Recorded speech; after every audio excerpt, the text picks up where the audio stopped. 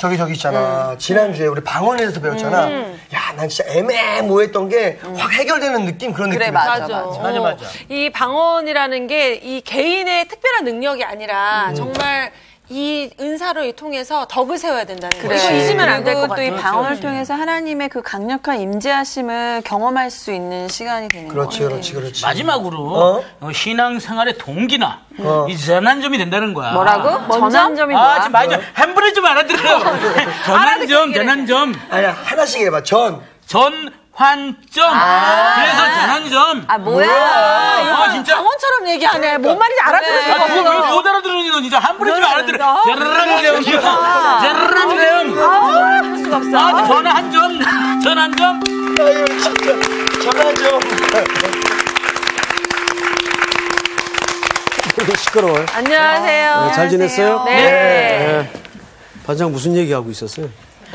복습하고 있습니다. 발음이 이상해요. 아니, 기도할 때 방언을 안 하고 그냥 마을 같은 소리가 들리던데. 전환점. 그 발음이 잘 안 돼요? 네. 왜 안 되니까? 한자씩 얘기해 보세요. 점. 옳지. 전환점. 자, 잘 지내셨어요? 네. 오늘 수업 들어가기 전에 우리 지난 시간 방언에 대해서 우리가 개괄적인 것만 한번 공부를 했죠? 네. 자, 결론. 방언은 중지되거나 폐지되었다? 지속된다. 지속된다. 네, 지속된다. 성경에서 방언도 그치고라는 말은 그 시점이 언제를 염두에 둔 말이었죠? 온전한 것이. 그렇죠. 예수 그리스도께서 다시 오시는 그 순간 그런 건 다 의미가 없어지겠죠. 그런 차원에서 그치고라는 말이에요. 자, 그런데 지난 시간은 이제 시간이 좀 모자라서 선생님이 여러분들에게 이렇게 탁 보자기를 싸듯이 이렇게 매듭을 미처 못 지어 드린 게 있습니다. 그게 뭐냐면 우선 모든 그 은사와 직분은 한 성령으로 말미암았다는 거. 그 주시는 성령이 다른 분이 아니고 한 성령으로 말미암았다는 거. 그걸 머릿속에 기억해야 됩니다. 말하자면 우리 성우학생이 받은 은사는 A라는 성령님이 주시고 성운학생 받은 은사는 B라는 성령님이 주시고 이런 게 아니란 말이에요. 한 성령으로부터 나왔어요. 그렇다면 자연히 그 은사와 은사 간에는 우열의 개념이 있을까요? 없을까요? 우열의 개념이 있을 수 없죠. 그렇죠? 마치 한국 사람이 더 낫냐, 미국 사람이 더 낫냐하고 똑같은 거예요. 똑같은 인간으로서 우리가 이해를 하듯이 은사와 은사 간에는 우열의 개념이 없다. 세 번째가 그 모든 은사의 목적지. 목적지는 뭐 해야 될까요? 섬기는. 그렇죠. 섬기는 대로 목적지가 모아지지 않으면 그 은사 자체가 의미가 없어요. 그래서 그 모든 은사는 항상 어떤 틀을 벗어나서는 안 되죠. 어떤 틀일까요? 사랑. 공동의 사랑. 사랑. 사랑의 방식. 이제 한 번에 좀 알아들어요. 사랑. 네 가지를 꼭 기억을 하시기 바랍니다. 우리 성우학생 이번 주도 또 나오셨네. 네, 반갑습니다. 자, 이제 오늘은 시편 23편만큼이나 아주 유명한 고린도전서 13장. 이 13장 가지고 노래도 많이 있죠. 누가 이 13장에 얽힌 노래 아는 사람? 사랑은 언제나 그거 좀 부를 수 있어요? 오래 참고 조금 앞서절만 한번 불러보세요. 온유하며 사랑은 언제나 시기하지 않으며 사랑도 교만도 아니하네. 아주 유명한 노래죠. 사랑은 그만하세요. 네. 자, 오늘은 이 사랑에 대해서 오늘 공부 아주 재밌을 것 같아요. 오늘 수업 고린도전서 26강 사랑이 제일 낫더라. 인류의 보편적인 관심이 사랑이죠. 사랑. 다 사랑이 없어서 고통이 있고 사랑이 잘못돼서 고통이 있고 이 사랑은 마치 댐 같아요. 이 사랑이 잘 관리가 될 때 유익이 되는데 이게 잘못 터져버리면 막 불륜이 되고 막 그러네요. 그렇죠? 네. 예. 그건 다 병든 사랑이죠. 네. 그래서 오늘 우리는 성경의 사랑의 그 정의는 뭔가를 네. 한번 보겠습니다. 우리 고린도전서 다 이어서요. 13장 1절서부터 2절씩 우리 오늘은 저기 주은 씨서부터 네.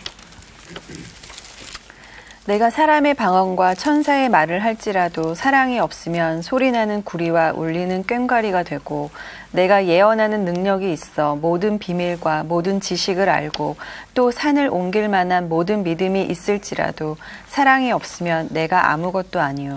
내가 내게 있는 모든 것으로 구제하고 또 내 몸을 불사르게 내어줄지라도 사랑이 없으면 내게 아무 유익이 없느니라. 사랑은 오래 참고 사랑은 온유하며 시기하지 아니하며 사랑은 자랑하지 아니하며 교만하지 아니하며 무례히 행하지 아니하며 자기의 유익을 구하지 아니하며 성내지 아니하며 악한 것을 생각하지 아니하며 불의를 기뻐하지 아니하며 진리와 함께 기뻐하고 모든 것을 참으며 모든 것을 믿으며 모든 것을 바라며 모든 것을 견디느니라. 사랑은 언제까지나 떨어지지 아니하되 예언도 패하고 방언도 그치고 지식도 패하리라. 우리는 부분적으로 알고 부분적으로 예언하니 온전한 것이 올 때에는 부분적으로 하던 것이 패하리라. 내가 어렸을 때에는 말하는 것이 어린아이와 같고 깨닫는 것이 어린아이와 같고 생각하는 것이 어린아이와 같다가 장성한 사람이 되어서는 어린아이의 일을 버렸노라. 우리가 지금은 거울로 본 것 같이 희미하나 그때에는 얼굴과 얼굴을 대하여 볼 것이요 지금은 내가 부분적으로 아나 그때에는 주께서 나를 아신 것 같이 내가 온전히 알리라. 다 같이 시작. 그런즉 믿음, 소망, 사랑 이 세 가지는 항상 있을 것인데 그 중에 제일은 사랑이라. 아멘.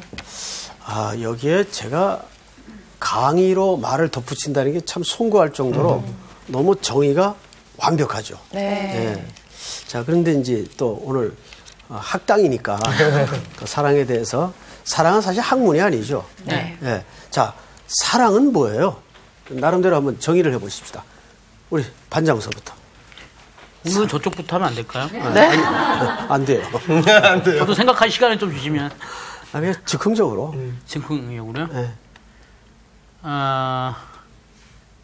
제가 그런 얘기를 한번 한 적이 있는데 사랑은 안개와도 같다. 오, 왜 그런 얘기를? 함치 앞을 내다볼 수 없기 때문에 그렇습니다. 오, 그 무슨 의미일까요? 연애를 할 때는 그 사랑이라는 게 마치 이게 사랑인 것처럼 하지만 이게 마치 그 앞에 한 치 앞도 내다보지 못하는 그게 그런 일들이 많이 있잖아요. 뭐 이렇게 있지 않습니까? 무슨 얘기예요? 아이고 쑥스러워라. 네. 그러니까 저기부터 하면 나오고 있잖아요. 그 다음에 두 번째. 사랑은 괜히 써. 사랑은 변하는 거야. 변하는 거야.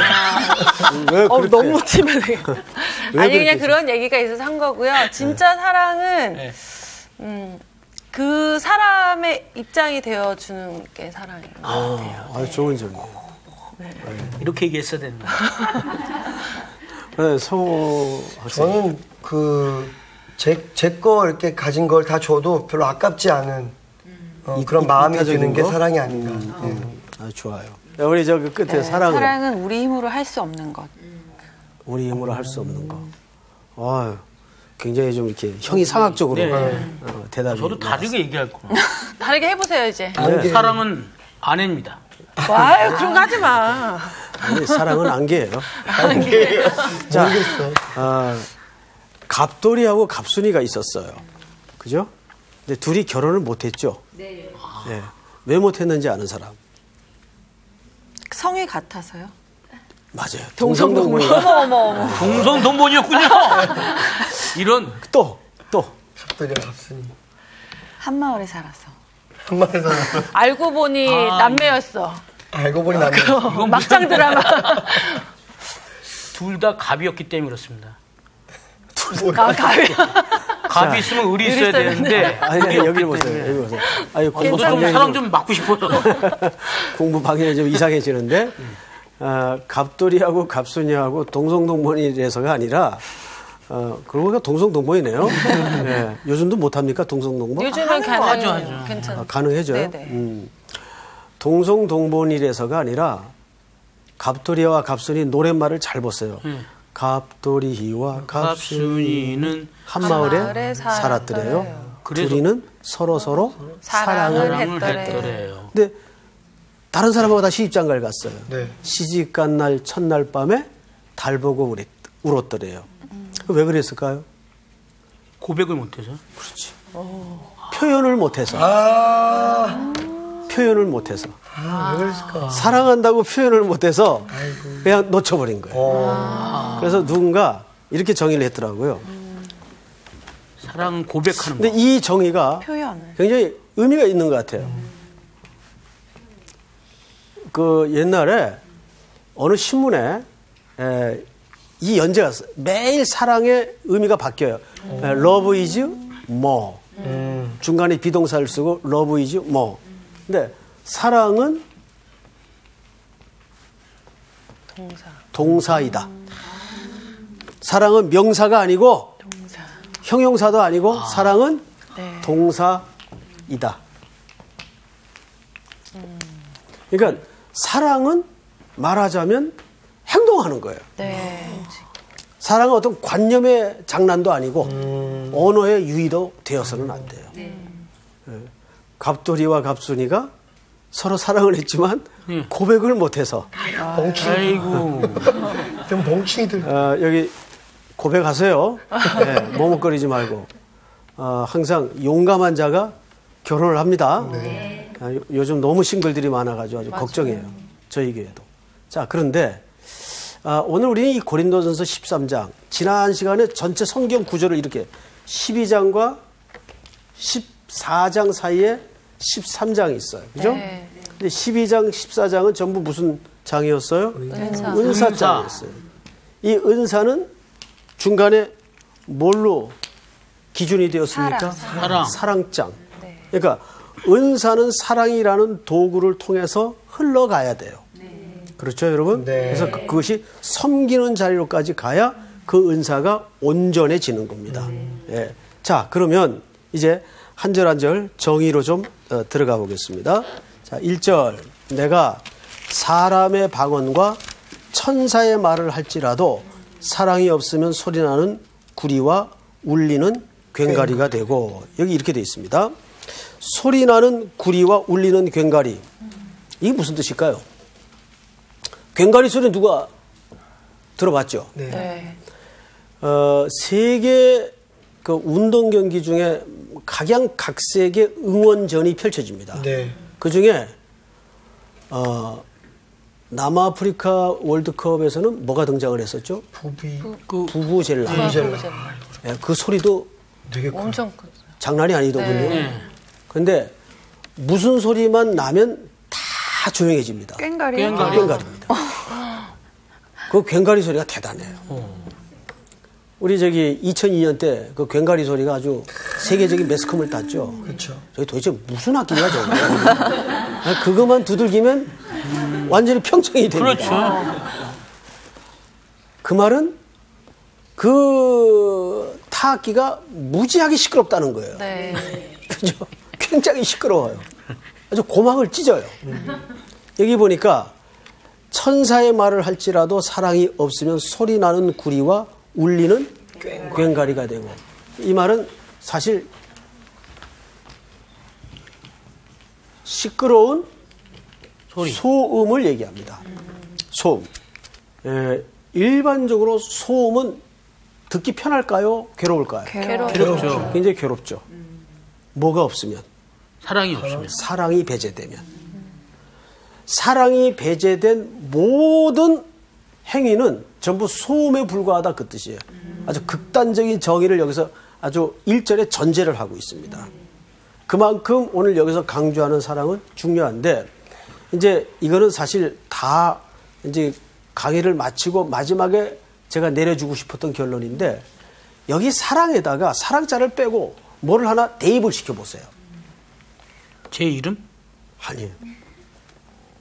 아직 자기 이름이 들어가기 너무 좀 엄청나죠, 내용 자체가. 예수님. 그렇죠.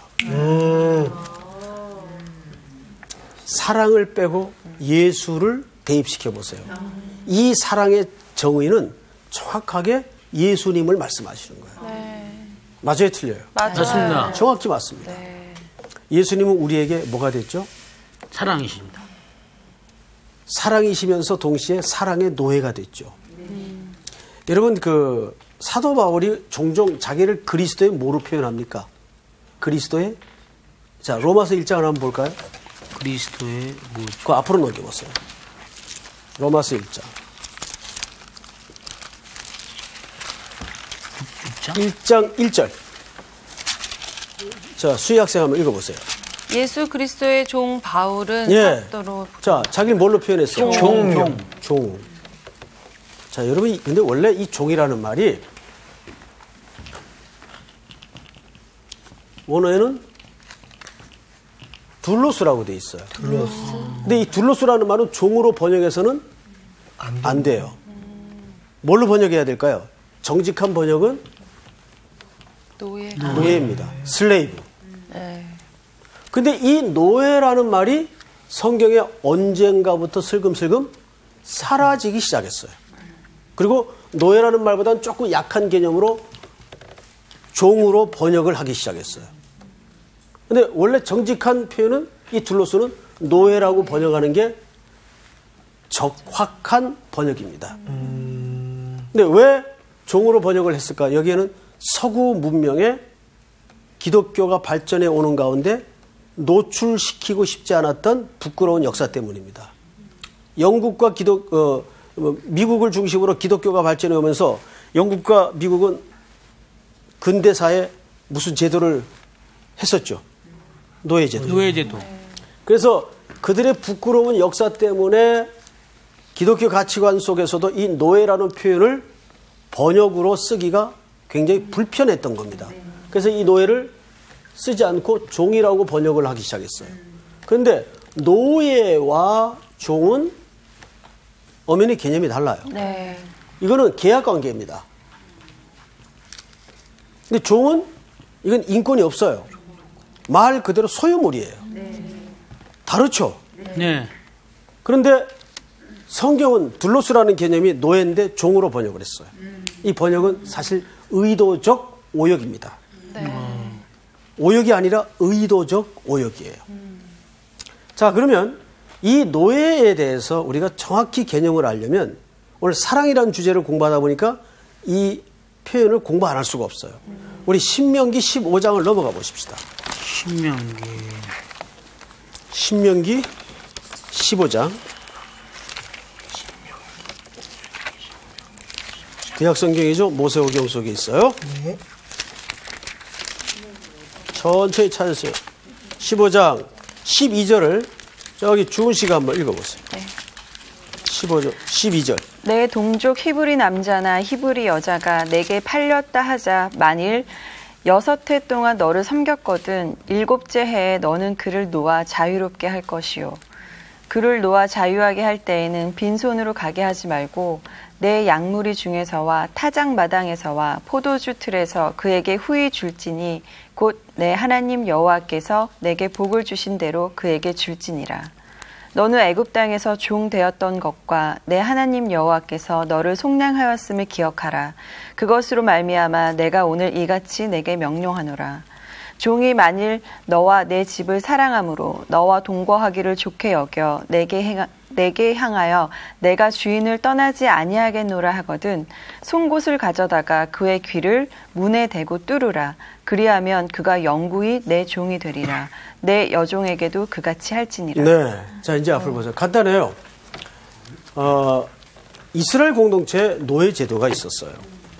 근데 그 노예 제도가 돈을 주고 산 노예일지라도 6년 동안 일을 부리다가 안식년이 되는 7년째는 놔주도록 돼 있어요. 네. 자, 이제 너희들은 자유다. 근데 그때 어떤 종들이 발생했는가 하면 6년 동안 주인 밑에서 소유물처럼 먹고 자고 생활을 하다 보니까 주인의 인격과 성품과 삶의 태도에 대해서 너무 감복이 되고 사랑하게 됐어요.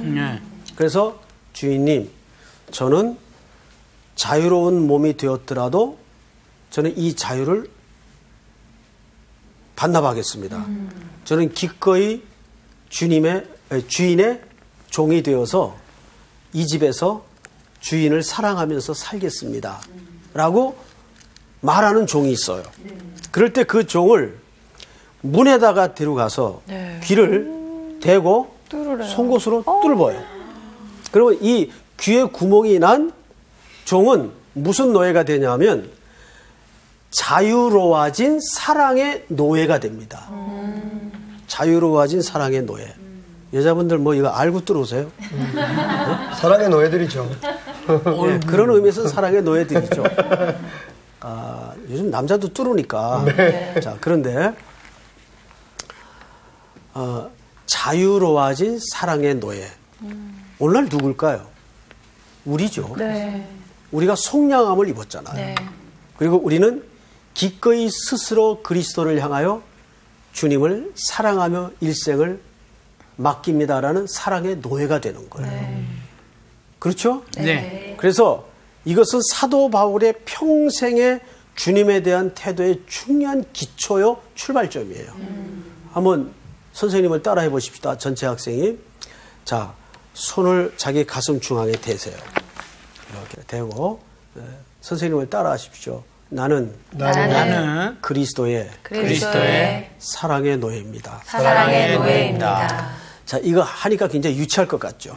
아니요. 유치한 것 같죠? 아니요. 그런데 이렇게 한번 자기 자신에 대해서 자기 아이덴티티를 확실하게 입으로 시인하고 인생과 삶을 시작하고 판단하면 내 태도가 달라져요. 네. 그러니까 내가 나를 어떤 존재로 인식하느냐는 그 사람의 사고를 유발하고 행동을 나타나게 만듭니다. 정확하죠, 여러분? 네. 예를 들어서 내가 우리 남편에게 어떤 아내일까? 그 아이덴티티가 그 남편에 대해서 어떤 생각을 판단을 하게 되고 그 판단에 따라 결과로 행동을 하게 돼요.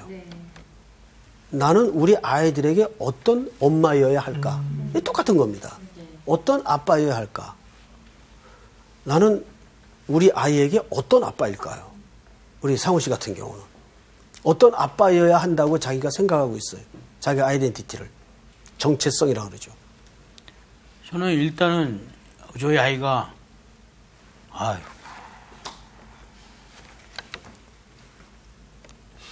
생각만 해도 눈물이 날 정도로 사랑하니까. 이건 사실 말한 것보다 더 큰 메시지예요. 네. 요거네요. 생각만 해도 눈물이 나는 아이들. 네. 말하지 않았어도 그 의미를 알겠어요. 말하지 않아도. 그러니까 아마 우리 상훈 씨 같은 경우에는 아이 하면은 자기 목숨을 내놔도 아깝지 않을 그런 아마 생명일 겁니다. 네. 그렇죠? 그러니까 저도 뭉클해지는 거예요. 네, 저도 눈물 나려고. 그러니까 내가 우리 아이에 대해서, 우리 아내에 대해서, 우리 남편에 대해서 어떤 정체성을 가느냐에 따라서 그렇게 생각하고 그렇게 행동할 수밖에 없어요. 그래서 사도 바울은 서신 딱 앞에 나는 그리스도의 노예입니다. 그러니까 가끔 힘들 때 모든 상황 속에서 그런 CCM도 있죠. 네. 모든 상황 속에서 나는 그리스도의 사랑의 노예입니다. 이렇게 한번 생각해 보세요. 네. 모든 문제가 풀려요. 섭섭할 것도 없고 분해할 것도 없어져요. 그렇죠? 네. 노예인데. 그래서 오늘 이 고린도전서 13장을 여러분들이 꼼꼼히 되새김질을 한번 해보십시오.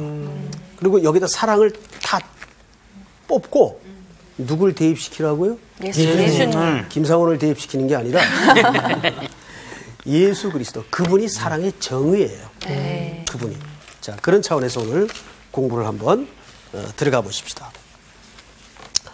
자, 우선 1절 고린도전서 13장 다시 가 보십시다. 꽹과리가 되고 2절 우리 한번 같이 읽어볼까요? 시작. 내가 예언하는 능력이 있어 모든 비밀과 모든 지식을 알고 또 산을 옮길 만한 모든 믿음이 있을지라도 사랑이 없으면 내가 아무것도 아니요. 자, 아무것도 아니요라는 것을 우리가 뭐라 그래요? 이거는 사실상 먼지라 그 말이에요. 먼지. 사랑이 없으면 종교적인 열심을 아무리 해도 그건 먼지 같은 네. 남는 게 없다 그 말이에요. 나싱이라고 그러죠 우리가 보통. 자 여러분 항상 이 종교라는 것은 무엇과 동물을 하기 쉬워지는가 하면 열심과 동물을 하기 쉬워요. 종교, 열심. 그래서 여기에 사랑이 배제된 종교적 열심은 광기가 돼요. 광신이 됩니다. 네. 그래서 항상 반듯한 사랑이 베이직에 깔려야 돼요. 누구를 사랑하느냐. 여러분 혹시 그 유명한 테니스 선수인데 아더 애쉬라는 분 들어보신 적 있어요? 들어본 사람? 들어본 것 같아요. 들어봤어요? 네. 못 들어봤어요? 네. 네, 이 아더 애쉬라는 분은 흑인이에요. 흑인인데 여러분 1960년대까지만 해도 미국 동부 같은 경우에 버지니아 같은 데는 흑인이 테니스를 하는 걸 금했어요. 뭐 심지어는 버스를 흑인들을 안 태웠으니까 네. 예, 따로 안 치고 공립학교 입학 같은 건 어림도 없고 그러니까 이 인종차별이 해제된 게 사실은 얼마 안 돼요. 이 근대사에 보면 그 정도로 인종차별은 굉장히 뿌리가 깊죠. 그 와중에 이 아더 애쉬가 테니스 선수가 된 겁니다. 근데 이 아버지가 경비원이에요. 경비원. 뭐 흑인 아버지니까 아무래도 잡이 이제 이런 일밖에는 없었겠죠. 그런데도 불구하고 기독교적인 가치로 아더 애쉬 아들을 잘 키웠어요. 항상 강조했던 게 뭐냐면 하나님을 사랑한다는 것은 무엇이냐? 인간을 존중하는 거다. 그런 흑인이면서 아주 품격 있는 신앙으로 아들을 키운 거예요. 나중에는 이 아더 애쉬가 테니스 선수가 되어가지고 호주 오픈, 그 다음에 유명한 US 오픈, 그 다음에 제일 큰 데가 윈블던. 윈블던 알죠? 네. 네.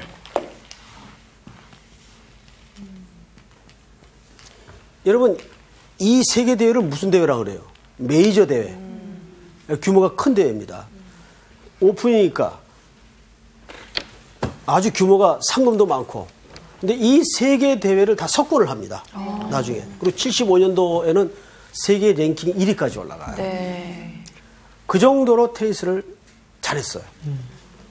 그리고 어느 해인가 이 아더 애쉬가 결승에 올라갔는데 상대방이 유명한 테니스계의 악동이에요.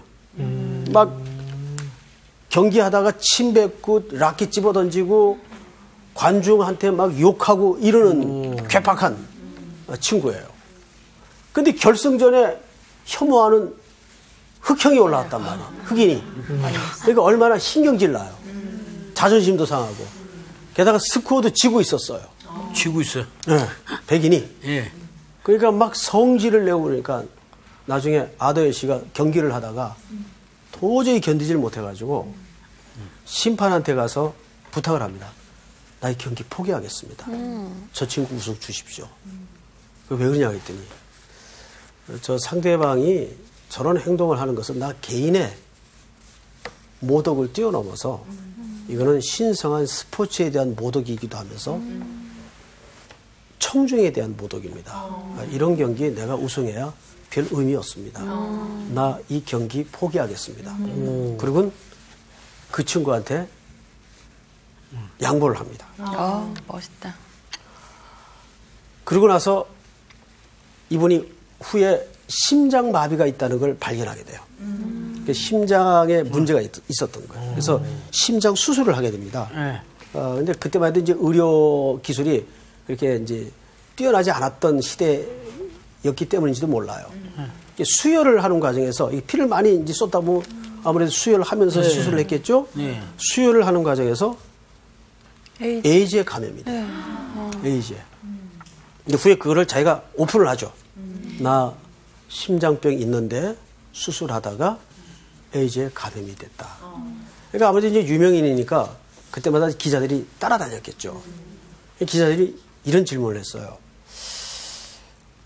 당신은 인생의 불현듯 이런 어려움이 닥쳤을 때 Why me?라고 질문해 본 적이 없는가? 왜 하필 납니까? 그래서 아더 애쉬가 이런 얘기를 해요. 윈블던 대회라는 엄청난 대회에서 나는 우승을 했을 때에도 왜 하필 납니까? 라고 묻지 않았듯이 이런 육체적인 재앙이 내게 누군가의 실수를 통해 닥쳤을지라도 나는 여전히 왜 납니까? 라고 묻지 않습니다. 내 일관된 관심은 내가 낫느냐 안 낫느냐, 우승을 하느냐 안 하느냐 있지 않고 오직 내 일관된 관심은 하나님의 뜻이 어디 있는가에 있을 뿐입니다. 나는 어릴 적부터 아버지로부터 인간을 얼마나 고귀한 존재로 하나님이 창조했으며 그것을 사랑하는가에 대한 교육을 철저히 받았습니다. 이런 자기 신앙 고백을 합니다.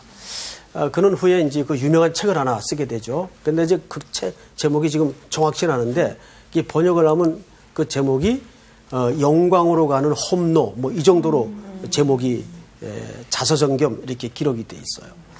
그 이분은 사실 테니스 선수로보다는 오히려 그런 고매한 인격. 근데 그 한복판에는 사람에 대한 사랑. 그것은 하나님에 대한 또 다른 표시죠. 결국 이 고린도전서 13장의 모든 그 주제도 보면 여러분 사랑이라는 것은 보세요. 사랑은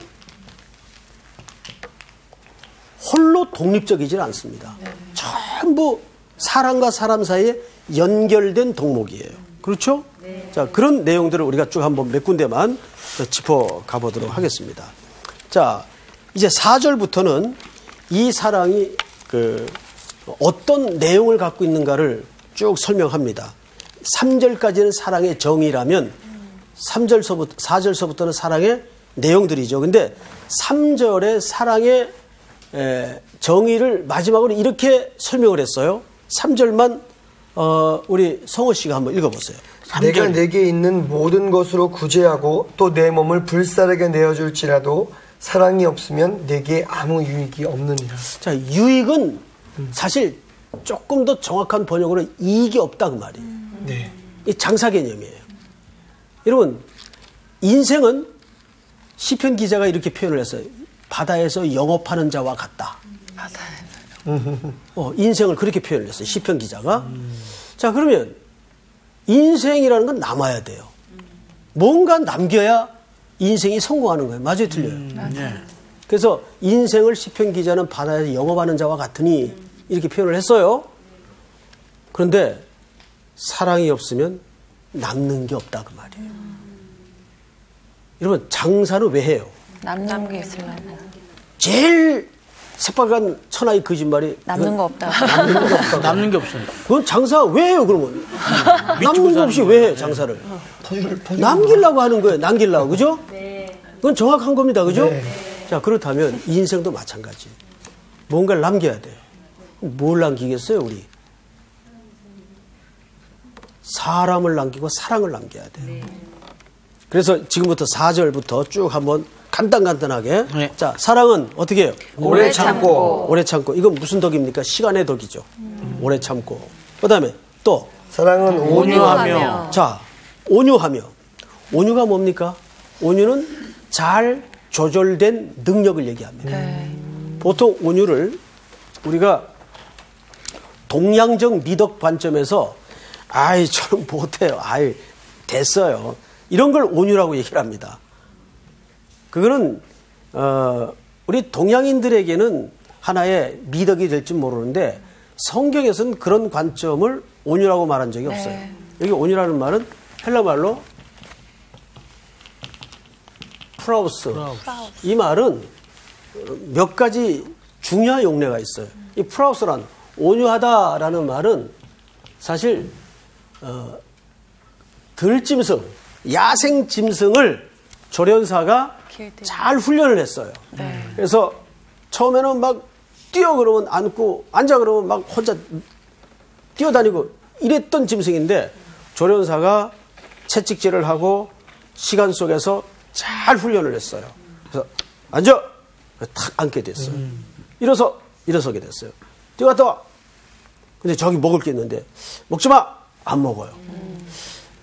이때 헬라 사람들은 그 광경과 그 상황을 보고 프라우스 온유해졌다.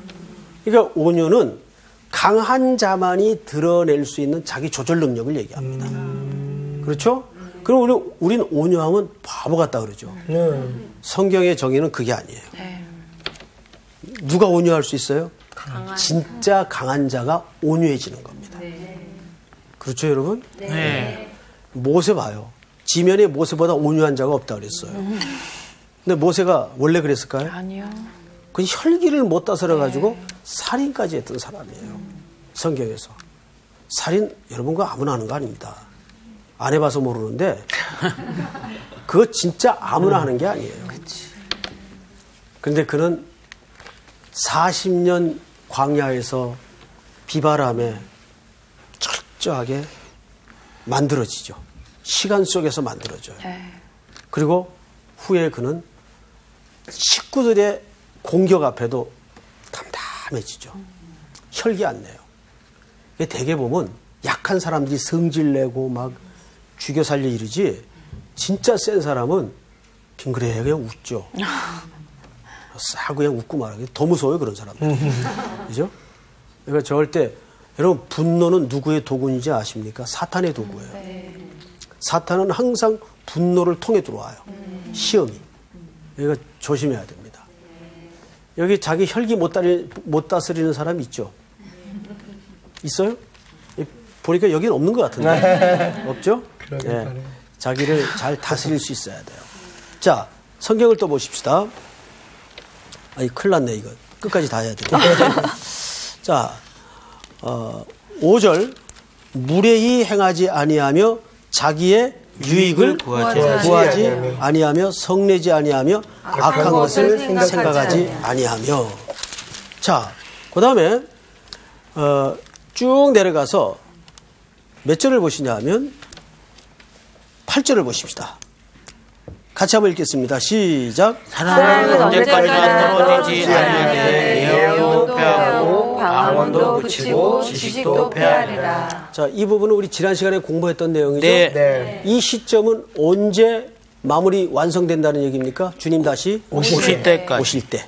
이 모든 것들이 폐하여질 것이라 그 말이죠. 자, 근데 우리가 7절까지 사랑의 정의를 보면서 한 가지 아주 공통점이 하나 있죠. 사랑이 전부 어디서 만들어지도록 되어 있습니까? 긴 시간이라는 미덕 속에서 만들어지도록 되어 있어요. 그렇죠? 그래서 여러분, 이제 저도 이제 두 아이를 집에서 키우고 있는데 여자아이들은 조금 수월하죠. 아무래도 이제 얌전하니까. 절 닮아서. 근데 이제 문제는 아들이에요. 네. 아들 놈은 만만치 않아요. 이건 딸만 있어서 모를 거야. 아들 없죠? 네네. 있을 건 다 있어 봐야 돼요. 아들은, 이 머스마라, 이게 뽀대입니다. 네. 근데 그때마다 아빠가 혈기로 막 들이대면 애가 삐뚤어지죠. 그래서 그냥 넘어가고 참고 제일 아이들 양육 속에 힘들고 그렇지만 중요하고 어려운 게 뭐냐면 기다려주는 싸움. 우리 부모들은 근데 이 기다리는 걸 못해요. 잘 못해요. 참 못해요. 기다리면 뭐 큰일 난 줄 알아요. 그런데 그 기다림 속에서 아이도 아이로서 만들어지지만 내가 바뀌고 달라집니다. 그래서 여러분, 이 사랑은 오랜 시간이라는 기다림의 덕 속에서 만들어지는 겁니다. 자, 사랑은 그래서 동사입니다. 사랑은 표현하는 겁니다. 근데 이 모든 사랑의 정의를 온전하게 우리에게 모델을 보였던 분이 누구죠? 바로 예수 그리스도이십니다. 여러분, 한 가지 얘기를 하고 이제 마치도록 하겠습니다. 우리 한국 사람들이 외국에 가도 찾고 이거 안 먹으면 못 견디는 거 있죠. 김치요? 김치. 아, 좀 딴 거 생각했어. 아니, 몸보신 얘기하는 뭐 생각했어요? 궁금해. 몸보신 그쪽을 생각했어. 김치. 김치는 정말 필요하죠. 지금도 군침이 도는데 얘기하면서도 김치가 우리 입에 음식으로 넣어지기까지 몇 번 죽는지 아세요? 몇 번 죽냐고요? 많이 죽네요. 그렇지.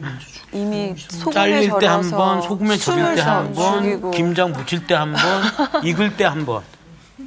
최소한 7번 죽어야 된다. 완전 순해요. 7번. 네. 누가 만든 얘기겠죠. 자, 씨가 떨어지면 그 씨가 죽어야 싸게 나지. 그리고 뽑힐 때 또 죽어요.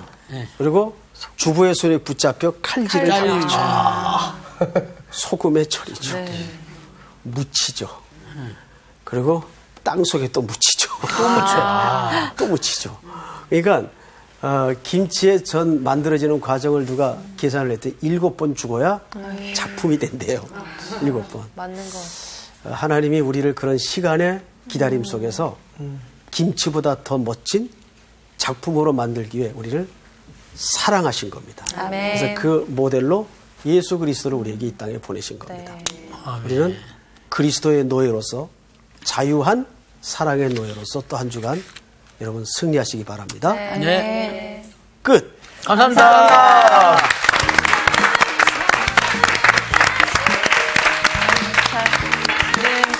김치 먹을 때 뭔가 되게 숙연해질 것 같아요. 김치 먹으면서.